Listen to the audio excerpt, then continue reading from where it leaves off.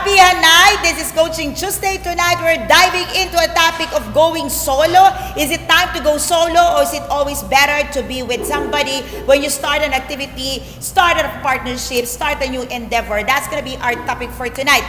If this is the first time you are joining us, okay, we're coming in live from Decaf Coffee Republic, the home of certified life coaches. Okay, here in the Philippines and soon to be global.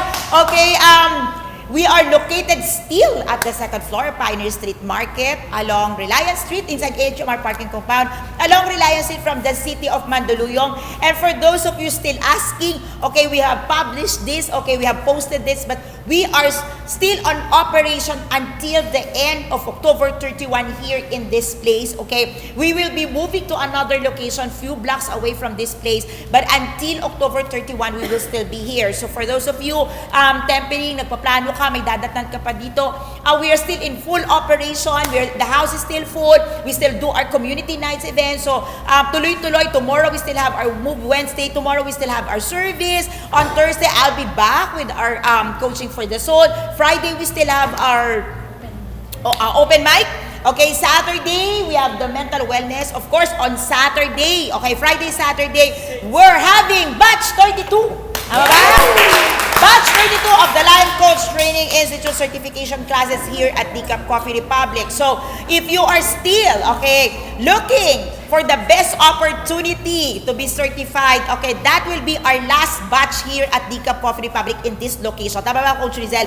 Yan na po yung huli. Okay, the next will be in another place. So, don't miss the opportunity to be certified at this season in your life, where really life coaching is the best platform to make a difference. Okay. Also, if you are a life coach, okay, you are a coach, okay, been certified by other institution, most probably you have been certified online, and you are looking for a community to be, okay, to be in, to be nurtured, to gain more additional knowledge, additional resources, I really invite you to visit Decaf Coffee Republic and be home with the certified life coaches in the house. Be part of our community. We are willing, we are ready to help you. Okay. Another thing is, if you are suffering from any mental challenges right now, if you are going through emotional troubles, emotional challenges, or maybe this is a season of your life that you're going through a lot of transitions, and or maybe you just want to chill a bit, okay, to all the ups and downs in life, and you want to work with somebody, you want to work with a professional person who can really journey with you in this season of your life, I invite you to visit us here at Decaf Coffee Republic, or get in touch with our operations manager, Coach Rizel, 0917-586-1661. All right, let's now proceed to our topic. Again, if you think, okay, this can be helpful and this topic can benefit some of the people you know, some of the people you love, some of the people that you believe have not moved on sa pagkakaiwan ng mga mahal sa buhay, I believe this topic is good for them.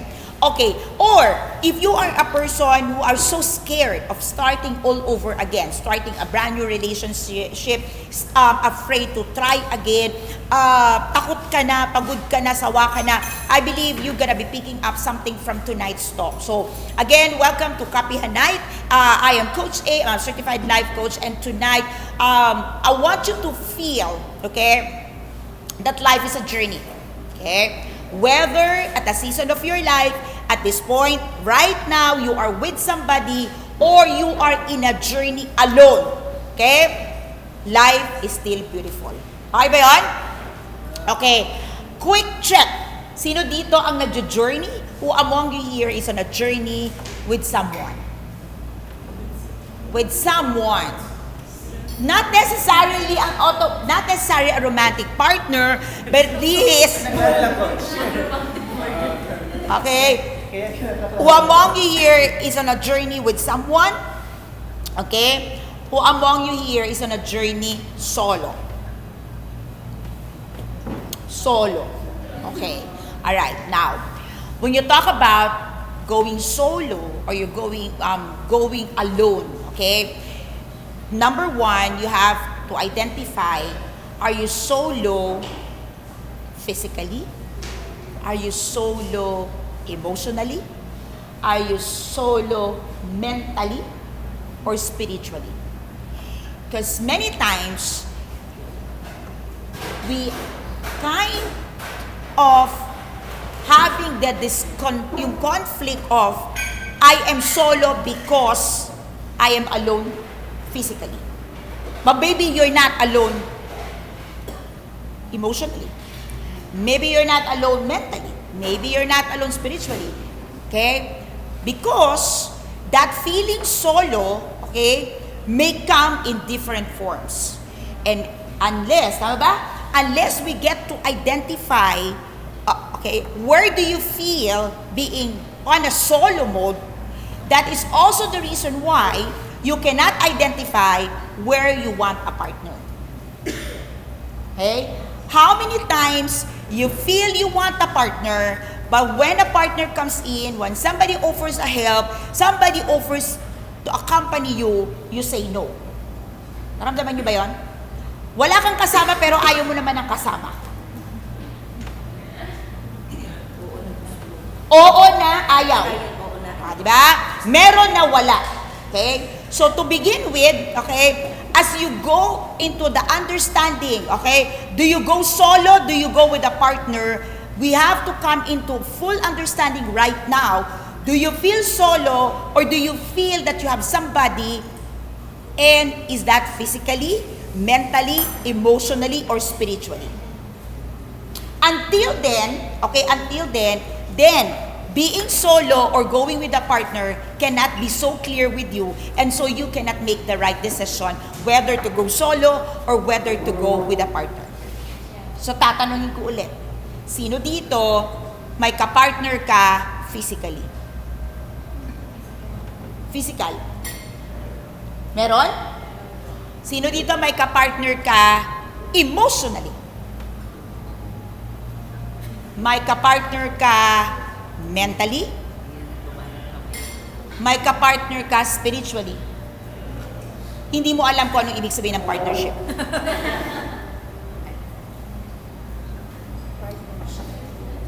Okay. Because when you talk about partnership, it has to be holistic.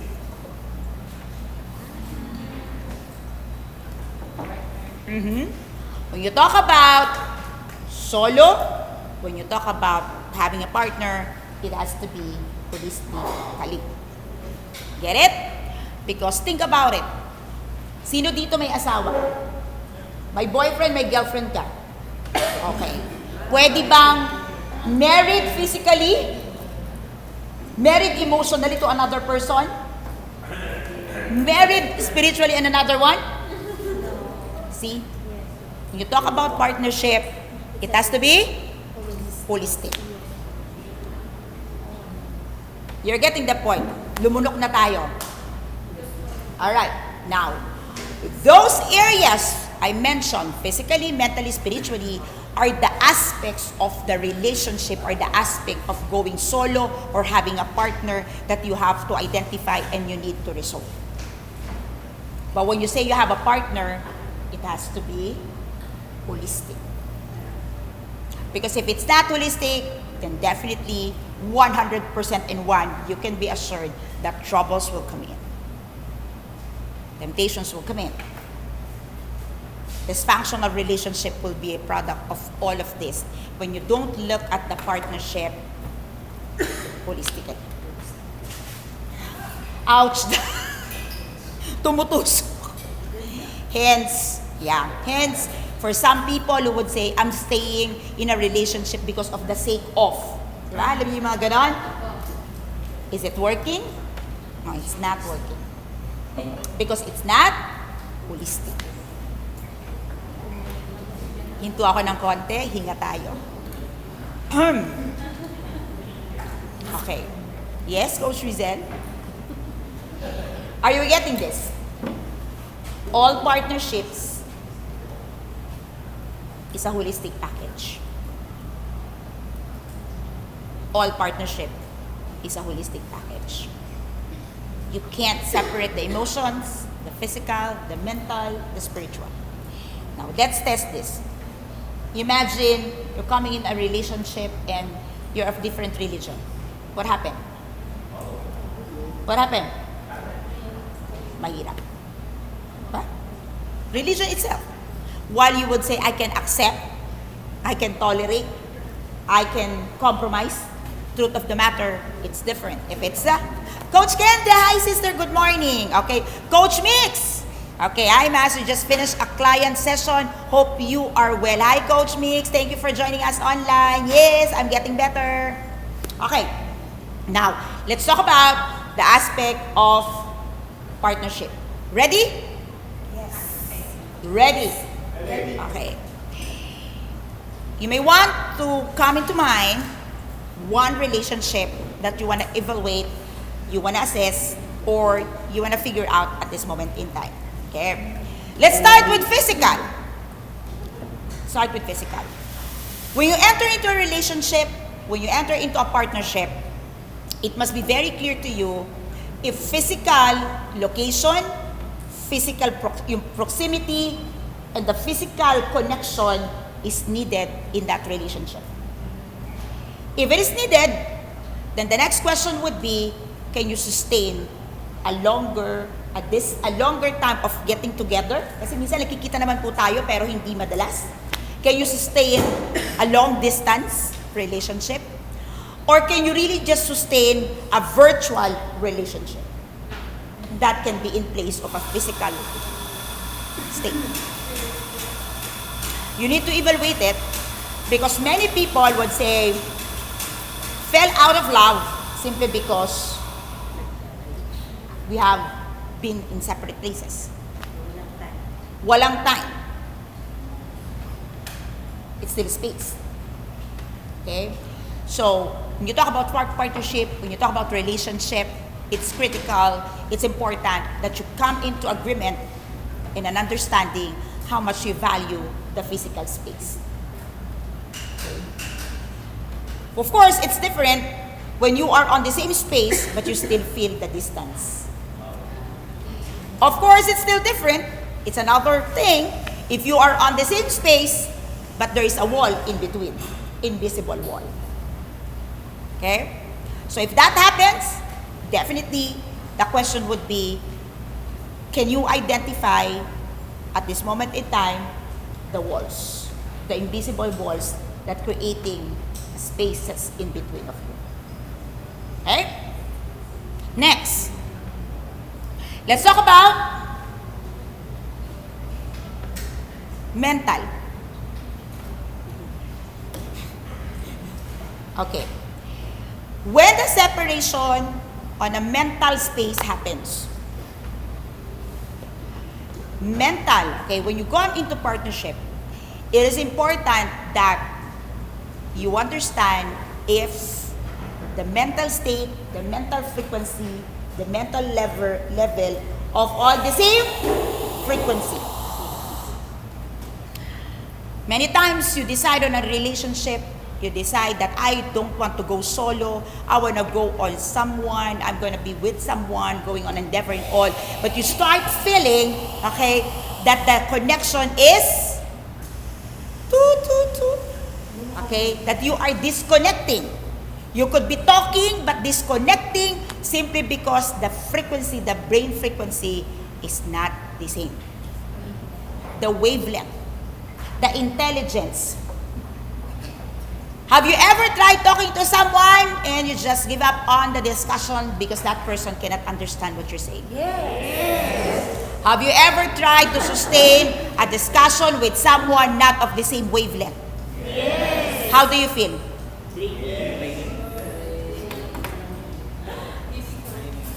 It won't work out, right? Okay. But is it true that many people get into a relationship, even friendship and business partnership, without even looking at the mental acumen of the person? Yes. I'm not only talking of romantic relationship here. I'm talking about friendship. I'm talking about business partnership. That's why the ad, I put my sister there because I want you to understand that when you talk about mental space, okay, it's important that you work with people, you build relationship with people, that you're on that same wavelength. Same language. When does it mean same language? Meaning you get to understand. You might be talking, both of you talking English, but it sounds Greek. Okay. Now, make sense, Coach? Now, when you talk also of the mental space, I want you to understand that there is such a thing as mental energy.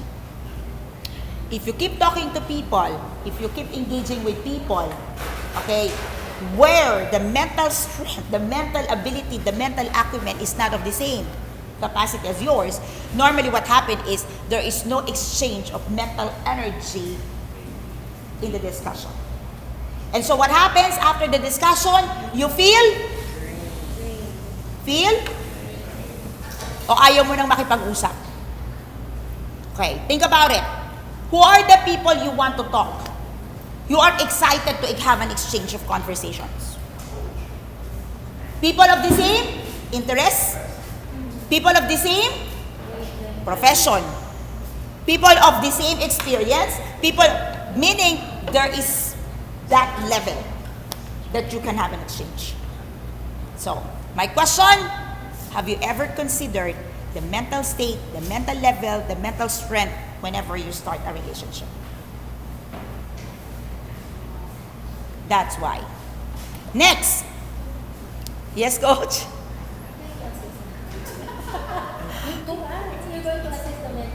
How do you assess? Keep the conversation powerful and meaningful. I like your question, but that's the thing. Many times we just engage people in a nonsense conversation. Pero coach, no, yung communication talaga nag-build ng relationship. Alright, correct. Connecting? Okay, let's move. Let's talk about emotional connection. Ayoko na. Okay.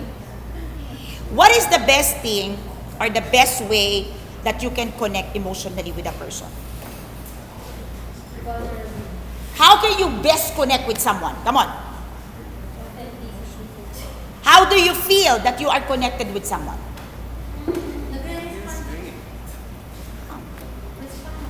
That's the brain. What about the emotions? How do you know that there is an emotional connection?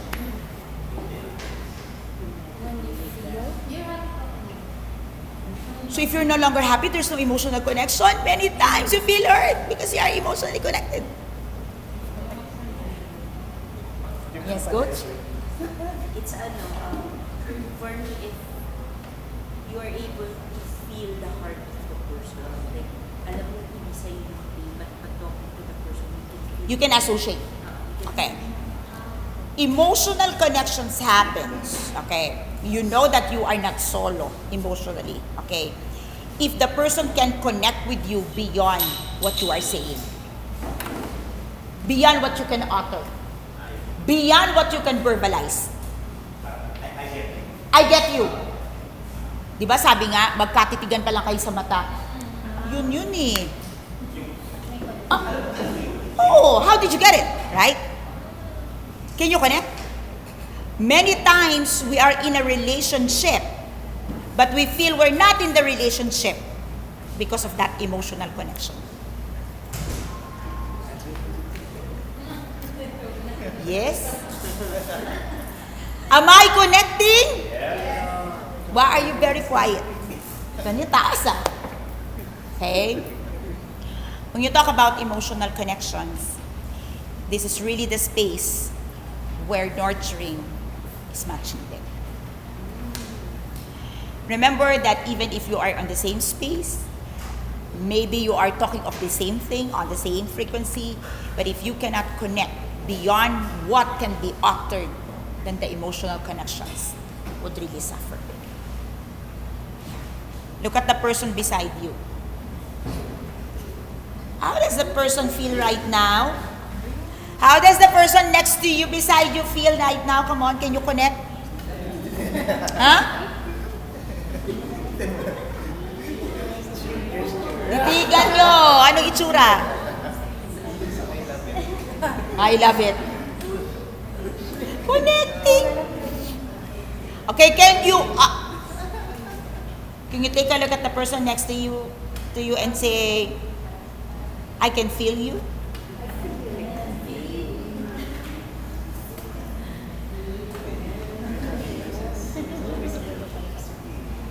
Really? If you said that from the heart, I mean, if you really said that to the person, I can feel you. Coach, get him well. Even no words is expressed, but in silence, you can connect because you have the same bit. That's what I'm saying. That's the emotional connection. Come on now. If you mean it and you told the person, I can feel you, something inside of that person will spark up. Meron ba nag-spark? Malamang hindi totoo yung sinabi mo. Can you try it again? Can you take a look at the person beside you, next to you, and say something beautiful? Say something beautiful to the person. Come on. Yeah, anything beautiful. Jumoke time. Alright. Lastly, tapos na. Spiritually. Many times we experience having it in a relationship. Coach Rod is so happy like that. Okay. Yes, would you like to share that with us?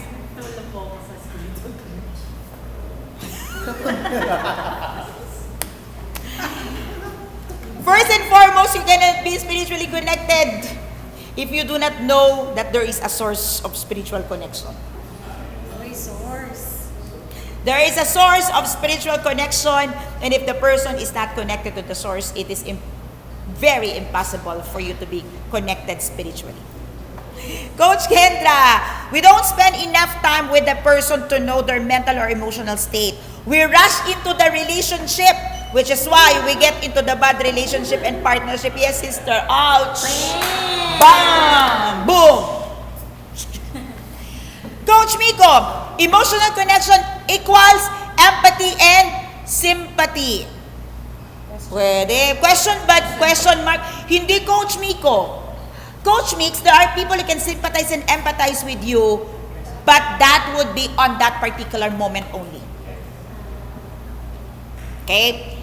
And if there is no reason to empathize, there is no reason to sympathize, they just simply lose the connection. You're getting that? Okay. So the emotional connection is more than that. Okay.